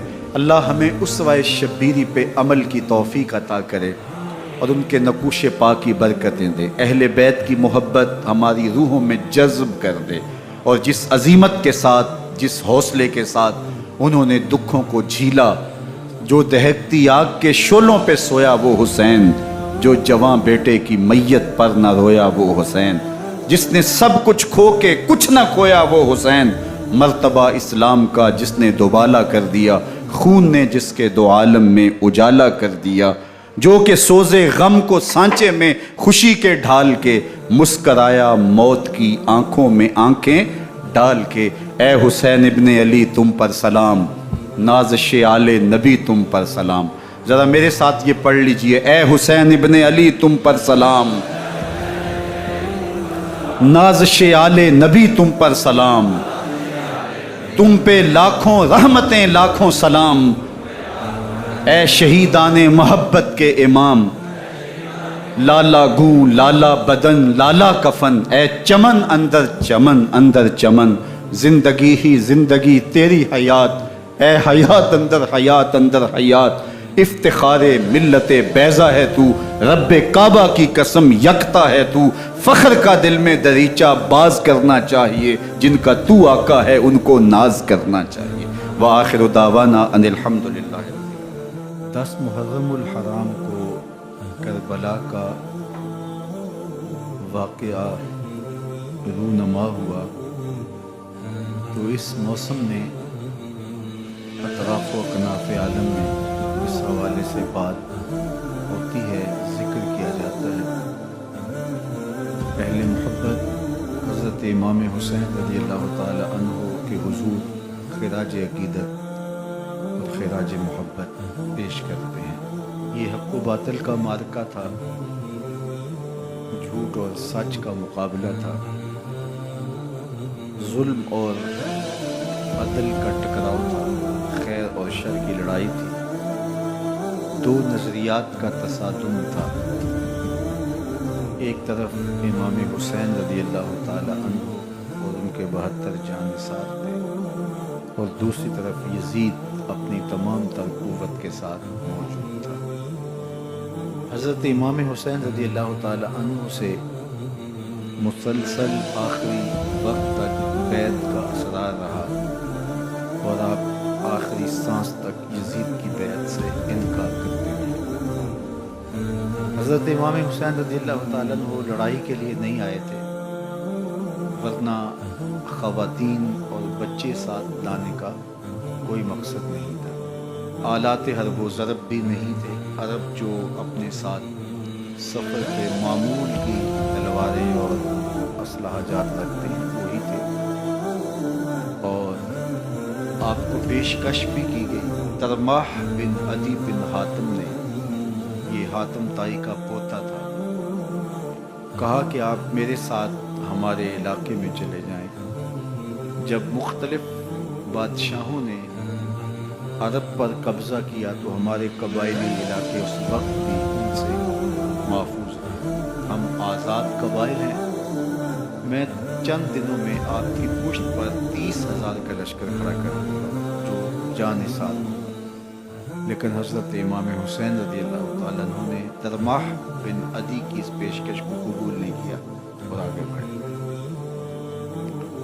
دشت نینوا میں، جسے دشت کربلا بھی کہتے ہیں، اور بن یزید ریاحی 500 سواروں کو ساتھ لے کر کے حضرت امام حسین کو محصور کر دیتا ہے، اور پھر یزید کا لشکر وہاں جمع ہونا شروع ہو جاتا ہے۔ 22,000 یا 30,000 کا لشکر امام حسین رضی اللہ تعالی عنہ کے اطراف میں لگا دیا گیا۔ 3 دن تک اس خانوادے کے لیے پانی بند کر دیا۔ پانی کے بغیر تو انسان کی زندگی معطل ہو جاتی ہے، اور 3 دن کی مسلسل پیاس، اور پیاس میں بلکتے 6 ماہ کے بچے، خواتین اور بوڑھے۔ لیکن عزیمت کی راہوں کے یہ مسافر کسی صورت بھی یزید سے بیعت کرنے پہ آمادہ نہ ہوئے۔ یہ ایک ہیلا تھا کہ پانی بند کریں گے، بچے بلکیں گے، خواتین بے چین ہو جائیں گی تو یہ مجبور کر دیے جائیں گے۔ لیکن کہا تم جو کرنا ہے کرو۔ یہ بات طے شدہ ہے کہ ہم یزید سے بیعت نہیں کریں۔ پھر 3 ماہ پانی بند کرنے کے بعد حضرت امام حسین رضی اللہ تعالیٰ عنہ اور ان کے خاندان کو جس طرح ذبح کیا گیا، یہ ایک دردناک کہانی ہے۔ 72 افراد کربلا میں شہید کر دیے گئے۔ اہل حق کا یہ قافلہ بھوک اور پیاس سے بحال تھا، لیکن عزیمت کی راہوں کا یہ مسافر سرنگوں نہیں ہوا اور یزید کے ہاتھ پہ بیعت نہیں کی۔ امام حسین رضی اللہ تعالی عنہ آپ کے بیٹے، بھائی، بھتیجے، بھانجے، آیان و انصار، محبین شہید کر دیے گئے۔ 70 لوگ آپ سے پہلے شہید کیے گئے، پھر امام حسین رضی اللہ تعالیٰ عنہ کو شہید کر دیے گئے۔ سوید نامی ایک زخمی وہ چھری لے کر کے حملہ آور ہوئے اور وہ بھی شہید کر دیے گئے۔ یہ کربلا کے آخری شہید جو حضرت امام حسین کے بعد،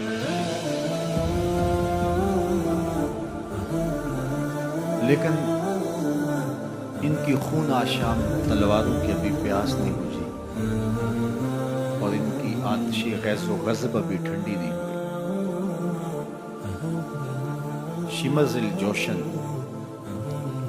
حضرت علی اوسط، جنہیں امام زین العابدین کے نام سے جانے جاتے، 14 سال کی عمر میں تھے، بیمار تھے، خیمے میں گھس کے ان کو بھی شہید کرنے لگا۔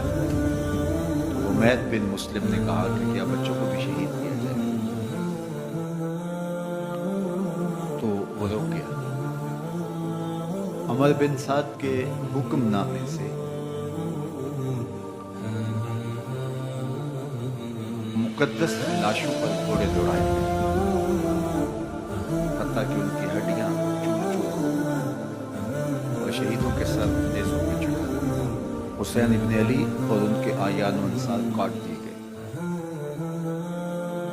فتح کے نقارے بجے، جشن منائے گئے اور یہ قافلہ کربلا سے کوفے کی جانب روانہ ہوا۔ شہیدوں کے سر نیزوں پہ آگے آگے چل رہے ہیں اور اونٹوں کے اوپر حضور کی بیٹیاں، حضور کی شہزادیاں اور حضرت امام زین العابدین کو باندھا گیا ہے، اور یہ تقدس مآب قافلہ پہنچتا ہے۔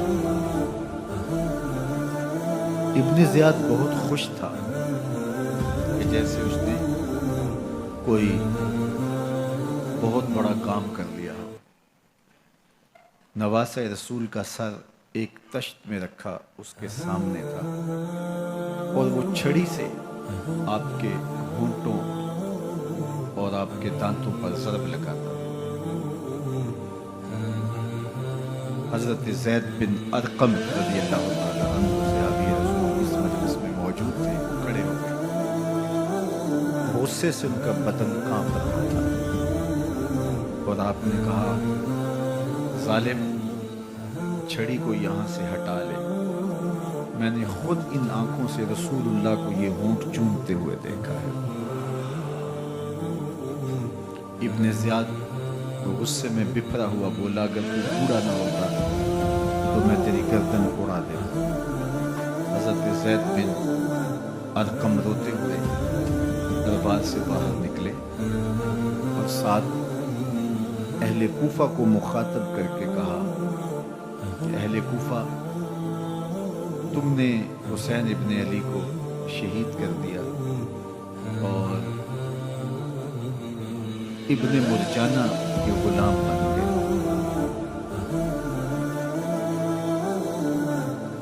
حضرت زینب سلام اللہ علیہا ایک کونے میں بیٹھی تھی، پرانے کپڑوں میں ملبوس۔ ایک وہ وقت بھی تھا کہ سیدہ زینب سلام اللہ علیہا جب کوفے میں آئیں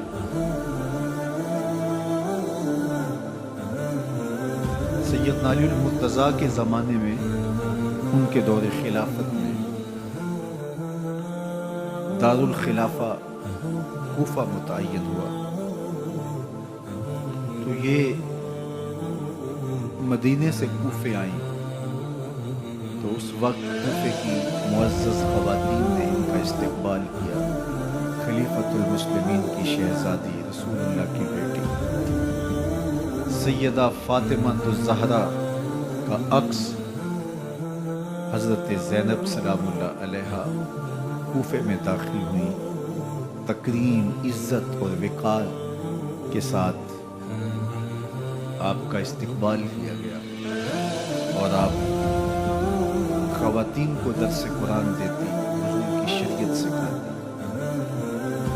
اور آج وہی کوفہ ہے، وہی دیوار اتر ہے، اور وہی زینب ہے، اور آج زینب کے ساتھ حسین ابن علی کا کٹا ہوا سر ہے۔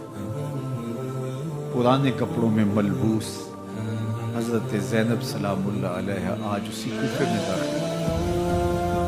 دارالامارت کے ایک کونے میں تشریف فرما ہے کہ ابن زیاد پوچھتا ہے یہ خاتون کون ہے؟ حضرت زینب خاموش نہیں، اس نے دوسری مرتبہ پوچھا، آپ پھر خاموش ہیں، تیسری مرتبہ پوچھا، آپ پھر خاموش ہیں، پھر ایک لونڈی نے بتایا یہ زینب بنت علی ہے۔ اس کے سامنے حضرت امام حسین کا کٹا ہوا سر پڑا تھا اور وہ حضرت زینب سے مخاطب ہو کے کہنے لگا کہ اللہ نے تمہیں شکست دی اور یزید بن معاویہ کو فتح عطا کی۔ تو حضرت زینب سلام اللہ علیہ پھر دربار ابن زیاد میں ایک خوبصورت خطبہ تھا۔ زینب بول رہی تھی، لگ رہا تھا مولا کائنات بول رہی۔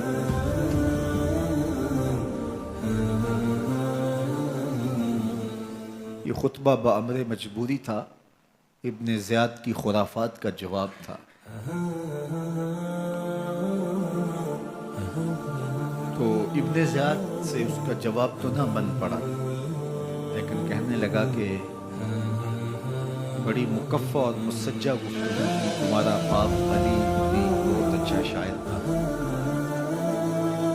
سیدہ زینب سلام اللہ علیہ نے فرمایا ہمیں مکفہ گفتگو سے کیا غرض، یہ تو ایک حقیقت ہے جو ہم نے بیان کی۔ تو حضرت علی اوسط امام زین العابدین بھی پاس تھے، تو دیکھ کر کے کہنے لگا کہ یہ لڑکا کون ہے؟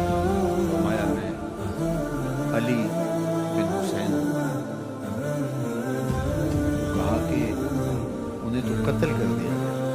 کہا وہ میرے بھائی تھے، ان کا نام بھی علی تھا، میرا نام بھی علی ہے۔ تو اس نے کہا کہ اس لڑکے کو لے جاؤ اور قتل کر دو۔ حضرت زینب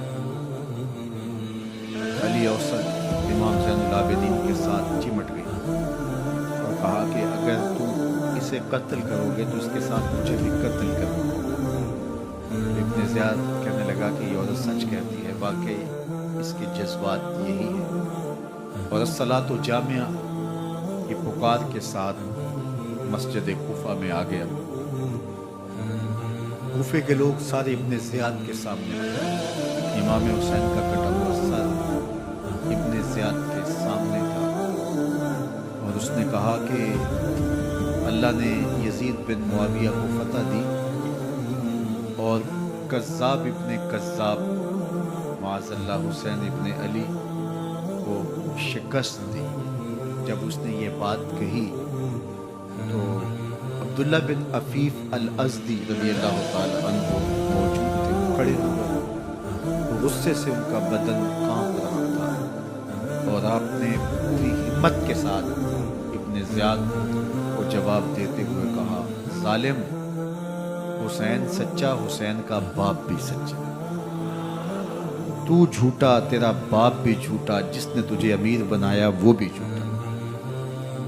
تو ابن زیاد نے جب اپنے بارے عبداللہ بن عفیف سے یہ بات سنی تو اس نے حکم دیا کہ ان کا سر کاٹ دیا جائے۔ حضرت عبداللہ ابن عفیف رضی اللہ تعالی عنہ کو شہید کیا گیا اور ان کی لاش کو سولی چڑھا دیا گیا۔ حق کی راہ کے یہ مسافر اپنی جان کس طرح راہ خدا میں سپرد کر رہے تھے۔ اہل کوفہ سہمے ہوئے، ڈرے ہوئے ابن زیاد کے دربار میں بیٹھے تھے اور امام حسین رضی اللہ تعالی عنہ کے قتل کا، ان کی شہادت کا انہیں دکھ تو تھا، لیکن ان کے اندر ہمت، طاقت اور توانائی نہیں تھی۔ ان کی تلواریں یزید کے ساتھ رہی اور دل امام حسین رضی اللہ تعالی عنہ کے ساتھ رکھنے کی بات کرتے تھے۔ پھر یہ قافلہ کوفہ سے چلتے چلتے دمشق کی جانب عازم سفر ہوا۔ ایک اونٹ پہ تین لوگوں کو سوار کیا گیا تھا۔ امام زین العابدین کو سوار بھی کیا گیا اور بدن پر زنجیریں بھی باندھی گئی، جکڑ کر کے سواری پہ بٹھایا گیا۔ اللہ اکبر! جہاں جہاں سے یہ لوگ گزرتے لوگوں کو ان کی حالت پہ رحم آتا۔ بہت سارے لوگ نہیں جانتے تھے یہ کون ہے۔ عمومی طور پہ راستوں میں یہی بتایا گیا کہ کچھ باغی لوگ ہیں جنہوں نے حکومت سے بغاوت کی، تو ان کے کیفر کردار تک پہنچا دیا گیا۔ راستے میں ایک گرجا گھر آیا اور وہاں یہ لوگ رات رکتے ہیں۔ گرجا گھر کی دیوار پہ لکھا ہوا تھا: اترجو امت قتلت حسینا شفاعت جدہ یوم الحساب۔ کیا وہ امت جنہوں نے حسین ابن علی کو شہید کیا قیامت کے دن انہی کے نانے سے شفاعت مانگیں گے؟ کس منہ سے شفاعت طلب کریں گے؟ اسی حسین ابن علی کے نانا سے، جن کے بیٹے کو، جن کے شہزادے کو، نواسے کو ان لوگوں نے شہید کیا۔ جب یہ تقدس مآب قافلہ دمشق پہنچا تو راستے میں ایک شخص قرآن مجید کی تلاوت کر رہا تھا، اپنے مکان کی چھت پہ بیٹھ کے تلاوت کر رہا تھا، اور یہ قافلہ اس طرح سے گزر رہا تھا کہ شہیدوں کے کٹے ہوئے سر نیزوں کی نوک پہ تھے، اور عصمت شیار خواتین اور امام زین العابدین اونٹوں پہ بندھے ہوئے تھے۔ تو پڑھنے والا تلاوت کر رہا تھا کہ کہف اور رقیم یہ ہماری نشانیوں میں سے بڑی عجیب نشانی ہے۔ جب وہ پڑھ رہا تھا تو سر حسین سے آواز آئی: یا تالی القرآن، اے قرآن پڑھنے والا، اصحاب کہف سے زیادہ عجیب قتلی و حملی، میرا قتل کرنا اور نیزے کی نوک پہ چڑھایا جانا۔ یہ قافلہ یزید کے دربار میں پہنچتا ہے۔ یزید بہت خوش ہوا اور اس نے حضرت امام زین العابدین رضی اللہ تعالیٰ عنہ سے کہا کہ تمہارے باپ نے میری حکومت کے خلاف بغاوت کی اور وہ اپنے انجام کو پہنچا۔ تو آپ نے جواب میں قرآن مجید کی آیات کی تلاوت کی اور اہل بیت کے مناقب اور فضائل بیان کیا۔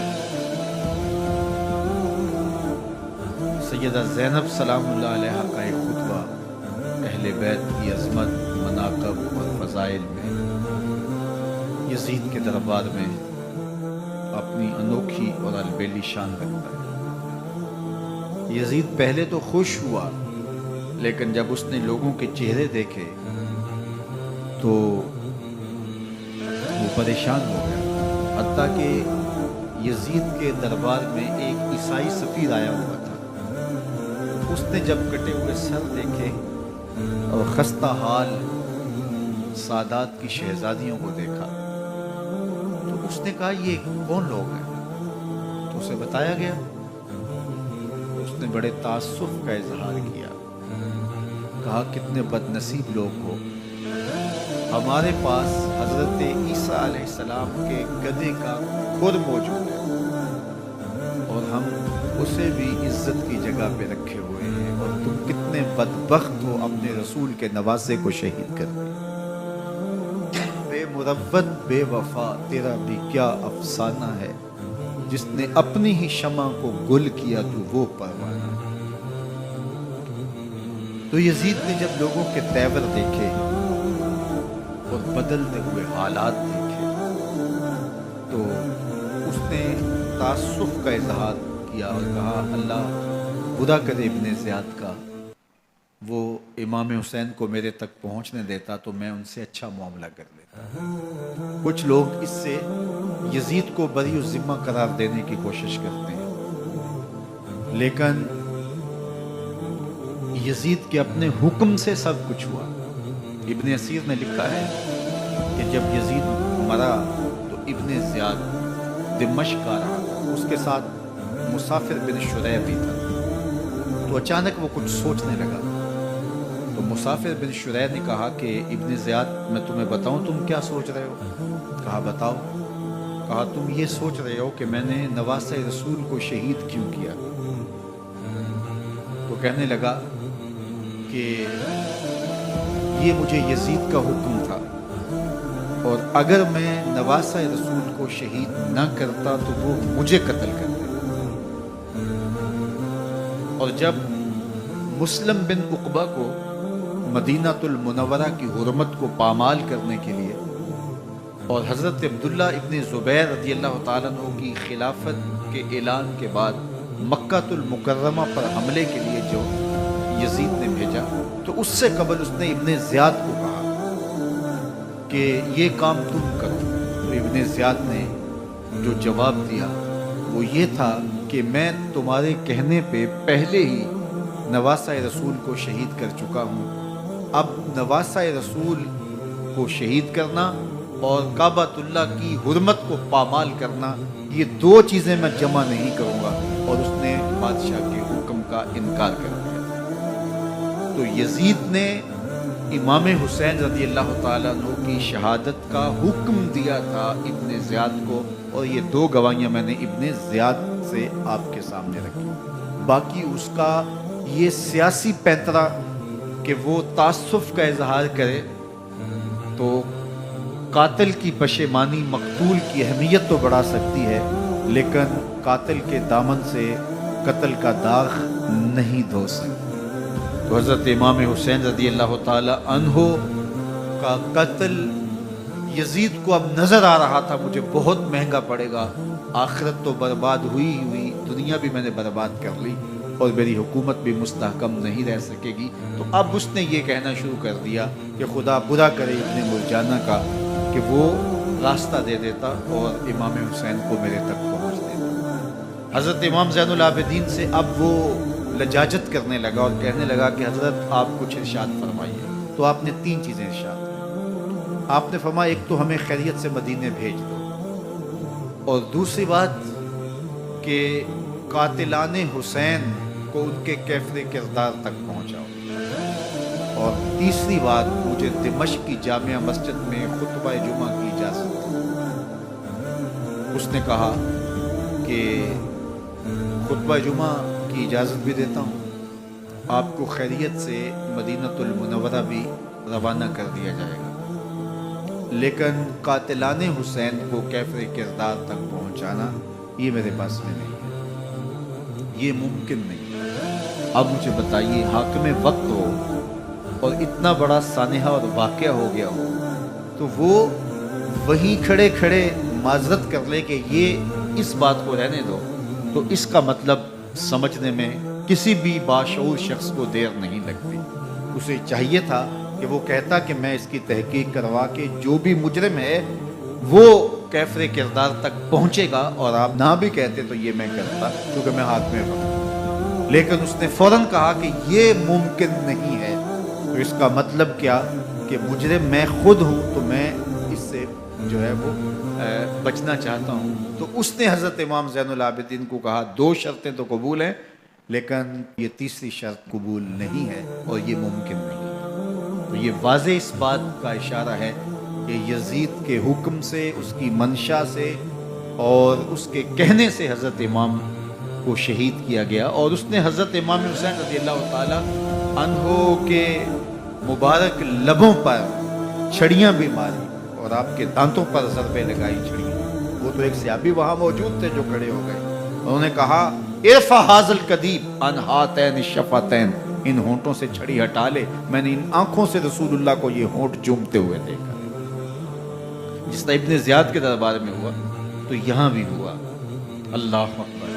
تو یزید اپنے تئیں خوش تھا، لیکن لوگوں کے احتجاج کی سکت نہیں لا سکتا تھا کہ نواسہ رسول کو شہید کر دیا گیا، تو وہ یوں اپنی بات کو چھپانا چاہتا تھا اور بات ابن مرجانہ ابن زیاد پہ ڈالنا چاہتا۔ لیکن ابن زیاد کہتا ہے کہ اگر یزید کے کہنے پہ میں امام حسین کو قتل نہ کرتا تو میں قتل کر دیا جاتا، اور میں غزوہ کعبہ اور قتل امام حسین دونوں کو جمع نہیں کر سکتا، لہٰذا اب میں یزید کا یہ حکم نہیں مانوں گا، اس نے پہلے مجھ سے بہت بڑی زیادتی کروائی۔ یہ تاریخ کی معتبر کتابوں کے اندر موجود ہے۔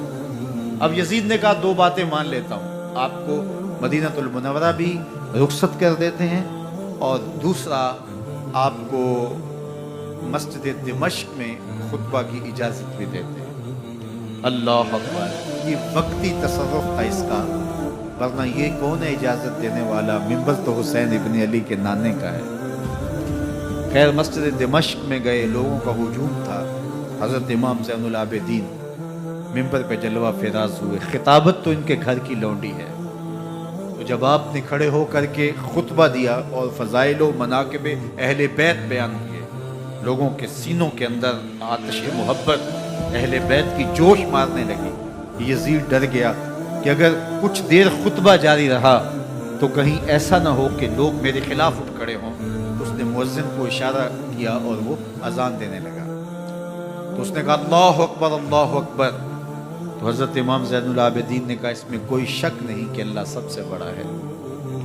پھر کہا اشہد اللہ الہ الا اللہ، تو امام زین العابدین نے فرمایا کہ ہم نے اس بات کی اپنے خون سے گواہی دی ہے کہ اللہ کے علاوہ کوئی معبود نہیں۔ پھر اس نے کہا اشہد ان محمد رسول اللہ، تو حضرت امام زین العابدین نے یزید کی آنکھوں میں آنکھیں ڈال کے کہا یزید دیکھ، اذان میں تیرے نانے کا نام ہے یا میرے نانے کا نام؟ تو حسین ابن علی رضی اللہ تعالیٰ عنہ کا نام کبھی بھی مٹنے والا نہ، زیاد کا وہ ستم رہا نہ یزید کی رہی وہ جفا، رہا تو نام حسین جسے زندہ رکھتی ہے۔ یزید نے امام حسین رضی اللہ تعالیٰ عنہ کو راستے سے ہٹا دیا۔ اس کا خیال تھا کہ یہ باغی ہیں اور میں ان کو کچل دوں۔ حضرت امام حسین شہید کر دیے گئے، ان کا خاندان شہید کر دیا گیا۔ صرف 14 سال کے امام زین العابدین رضی اللہ تعالیٰ عنہ اس حادثے میں، اس واقعہ میں جو ہے وہ بچے، اور سب سے زیادہ دکھ اپنی آنکھوں سے انہوں نے دیکھا۔ کربلا کا منظر بھی دیکھا، کوفے کا دارالعمارہ بھی دیکھا، اور دمشق کا دربار یزید بھی دیکھا، اور پھر یہاں سے مدینے پہنچ کر اہل مدینہ سے جو سامنا ہوا امام زین العابدین نے وہ لمحے بھی دیکھے۔ کہتے ہیں اس واقعہ کربلا کے بعد حضرت امام زین العابدین کبھی ہنسے نہیں تھے، جب بھی پانی پینے لگتے تو رو پڑتے، انہیں شاید سکینہ کی پیاس یاد آ جاتی تھی۔ امام زین العابدین کا رنگ زرد ہو جاتا جب کربلا کی یاد آتی، اور بسا اوقات شہر سے وحشت ہونے لگتی اور دور باہر نکل جاتے اور جا کر کے وہاں خیمہ گاڑ لیتے اور مہینہ مہینہ وہاں ذکر و فکر اور عبادت میں لگے رہتے۔ امام زین العابدین کے ہاتھوں میں ہتھ کڑیاں، پاؤں میں زنجیریں، اور اونٹ پہ باندھ کر کے جب حضرت امام زین العابدین کو شہیدوں کی لاشوں کے قریب سے گزارا گیا تو غشی پہ غشی طاری ہو رہی تھی امام زین العابدین پہ، اور وہ گھڑیاں بھی امام زین العابدین پر کتنی دردناک تھیں کہ جب شہزادیاں اونٹوں کے ساتھ باندھی گئی تھی اور امام زین العابدین اپنے بابا کا سر اپنے سامنے چلتا ہوا دیکھتے تھے، اور یہ دردناک لمحے کہ جب رات کی گھڑی آئی تو زینب سلام اللہ علیہ نے دیکھا کہ زین العابدین کے آنسو نہیں تھمتے اور ان کو غشی پہ غشی آتی ہے، تو وہ آگے بڑھ کے ان کو اپنی آغوش میں سمیٹتی ہیں اور کہا زین العابدین کیا ہوا؟ کہا کہ پھپھو جان اگر ہو سکے تو بابا کا سر کچھ دیر کے لیے میری گود میں نہیں آ سکتا ہے۔ وہ وقت بھی امام زین العابدین پہ آتا جب زخم اور درد اور دکھ حد سے تجاوز کرتے ہیں تو زین العابدین مدینہ کی طرف منہ کر لیتے ہیں اور حضور کی بارگاہ میں ہوا کے ہاتھوں پیغام بھیجتے ہیں ان دلتا یا ریح الصبا یومن الی ارض الحرم بلغ سلامی روزتن فیہا النبی المحترم یا رحمتا للعالمین ادرک لزین العابدین محبوس عید الظالمی فی الموکب والمزدحم۔ امام زین العابدین نے یہ سارا دردناک منظر اپنی آنکھوں سے دیکھا اور یہ سارے دکھ سہے۔ امام زہری کہتے ہیں کہ ولید کے زمانے میں دوبارہ امام زین العابدین کو پکڑ لیا گیا اور ان کے ہاتھوں میں دوبارہ ہتھ کڑیاں اور پاؤں میں بیڑیاں ڈال دی گئی۔ میں ملنے گیا تو جو ہی امام کے ہاتھوں میں ہتھ کڑیاں دیکھی تو میرا دل ڈولنے لگا اور میری آواز گلے میں دب گئی اور آنسو تھے کہ تھمتے نہیں تھے۔ تو امام زین العابدین نے مجھے دیکھا تو مجھے تسلی دیتے ہوئے کہا زہری کیا ہوا تمہیں؟ تو میں نے کہا حضرت کربلا میں تھوڑے دکھ دیکھے تھے اور اب یہ حالت مجھ سے دیکھی نہیں جا رہی۔ تو امام زین العابدین نے ان زنجیروں کو اور ان ہتھ کڑیوں کو جن سے آپ جکڑے گئے تھے جھٹکا دیا، لوہے کی زنجیریں ٹوٹ گئی۔ کہا زہری ہم اللہ کی تقدیر پہ راضی ہے ورنہ یہ زنجیریں کیا ہوتی ہیں۔ امام زین العابدین کو اللہ نے عزتوں سے نوازا تھا، ہر دور کے حاکم میں وقت ڈرتے تھے اور ان کی عزت سے حسد کرتے تھے۔ ولید بن عبد الملک بنو امیہ کا بڑا تگڑا حکمران گزرا۔ ایک دن طواف کرتے کرتے حجر اسود کے سامنے آیا اور اس کے دل میں آیا کہ میں حجر اسود کو بوسہ کروں، لیکن رش اتنا تھا کہ آگے بڑھنے کی ہمت نہ ہوئی اور پیچھے ہٹ کے کھڑا ہو گیا کہ رش کم ہوتا ہے تو میں حجر اسود کو چومتا ہوں۔ اتنے میں امام زین العابدین رضی اللہ تعالی عنہ وہ بھی طواف کرتے کرتے حجر اسود کے قریب آئے، ایک لمحے کے لیے توقف کیا، لوگوں نے راستہ چھوڑ دیا۔ امام زین العابدین آگے بڑھے، حجر اسود کو چوما، پھر آگے بڑھ گئے۔ ولید بن عبد الملک کو بڑا غصہ آیا کہ لوگوں نے میرے لیے تو راہیں نہیں چھوڑی اور زین العابدین کے لیے راہیں چھوڑ دی ہیں۔ تو وہ اپنے درباری شاعر کو، فرزدق کو جو اس کے ساتھ کھڑا تھا، اس کو پوچھتا ہے من ھذا، یہ کون ہے؟ حالانکہ اسے پتا تھا یہ امام زین العابدین۔ بعض اوقات سوال تفہیم کے لیے کیا جاتا ہے، سمجھنے کے لیے کیا جاتا ہے، اور بعض اوقات سوال تحقیر کے لیے کیا جاتا ہے۔ جس طرح کسی شخص کو آپ پسند نہ کرتے ہو اور وہ کوئی کام کرے تو آپ کہتے ہیں یہ کون ہے، یہ کون ہے؟ تو اس نے کہا من ھذا، یہ کون ہے؟ اب فرزدق شاعر تھا اور درباری شاعر تھا، اسے اچھی طرح پتا تھا کہ من ھذا سے بادشاہ کیا سننا چاہتا ہے، لیکن آج اس کی غیرت ایمانی چاہتی ہے۔ بادشاہ نے کہا من ھذا، یہ کون ہے؟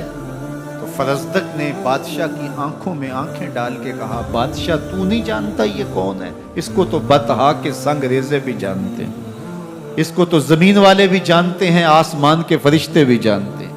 یہ فاطمہ کا بیٹا ہے، یہ علی کا شہزادہ ہے، یہ رسول اللہ کا نواسہ ہے۔ تیرا من ھذا کہنا اس معرفہ کو نکرا نہیں کرے گا، یہ کل بھی معرفہ تھا، یہ آج بھی معرفہ ہے۔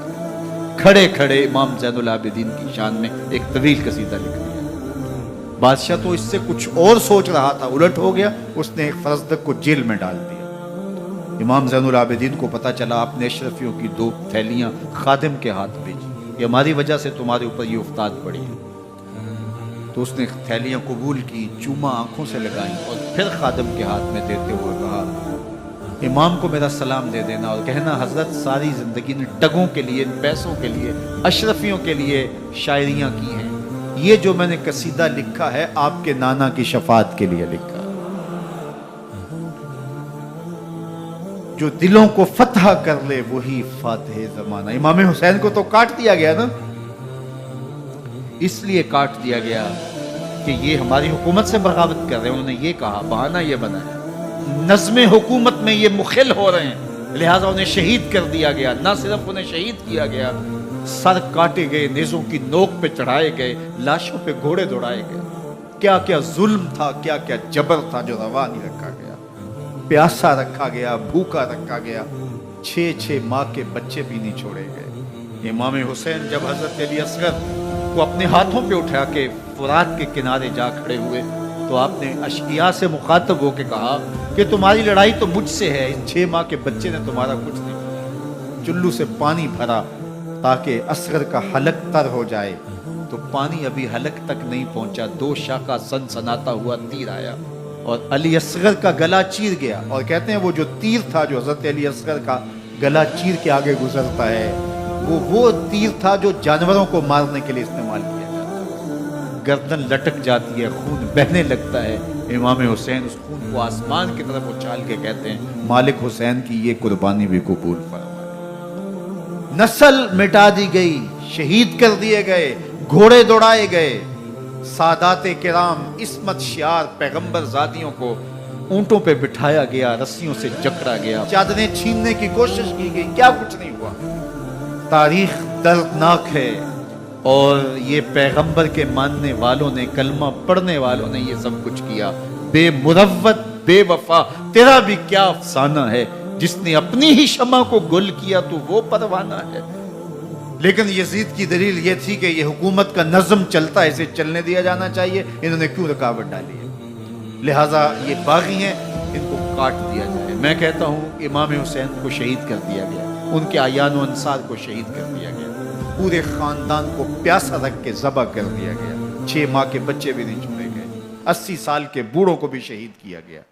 ख़वातीन को ऊंटों पे बिठाया गया और गली गली इस्मत माब पैगंबर रहमत की शहजादियों को कूफे और दमिश्क के बाजारों के अंदर बताया गया। तो मुझे बताएं उसके बाद यजीद की हुकूमत ने क्या किया, उनका क्या कारनामा था। कितने मुहद्दिस पैदा हुए, कितने मुफक्किर पैदा हुए, कितने जर्नैल पैदा हुए, कितने सूफी पैदा हुए। कौन था जो उनके तख्त व ताज और उनकी हुकूमत जिसको बचाने के लिए इतना बड़ा हादसा कर दिया और पैगंबर के बेटों को शहीद कर दिया। तो क्या फिर उस हुकूमत ने किया यजीद ने? यजीद का अपना बेटा तख्त पे बैठने के लिए तैयार नहीं था। 6 माह के बाद उसकी लाश घर से निकली, उसने कहा कि ये तख्त जो है वो आले रसूल के खून पे बना है, मैं इस पे नहीं बैठूंगा। और रुस्वा हो गए। और यजीद जिसको जोम था कि मैं इतनी बड़ी सल्तनत का मालिक हूं, इसको बचाना है, उस सल्तनत ने इस्लाम के लिए क्या किया मुझे बताओ। कौन से जर्नैल पैदा किए, कौन से हुक्मरान पैदा किए, उसने कौन से तवाना लोग पैदा किए, कौन से मुहद्दिस, कौन से मुफक्किर, कौन से मुस्लिह पैदा किए। और जिस खानदान को काट दिया गया, सिर्फ एक 14 साल का अली औसत ज़ैनुल आबिदीन बचा। और हुसैन इब्न अली की नस्ल देखो, जाफर सादक किस नस्ल से हैं, बाकिरुल उलूम किस नस्ल से हैं, हजरत गौसे आजम किसके शहजादे हैं, हजरत दाता गंज बख्श अली हजवेरी किसके बेटे हैं, और हजरत मोइनुद्दीन चिश्ती अजमेरी किसके बेटे हैं। आज जमाने को जो भी दिया है हुसैन के बेटों ने दिया। यजीद तख्त बचाकर भी उम्मत को कुछ ना दे सका और इमाम हुसैन ने सब कुछ लुटा के उम्मत को ईमान की बहारें अता कर। आज जहां भी मिंबरों मेहराब की रौनक नजर आ रही है, इसके पीछे हुसैन का कोई बेटा खड़ा हुआ नजर। अल्लाह अकबर। इस दीन के खाके में रंग ही हुसैन इब्न अली के खून ने भरा है।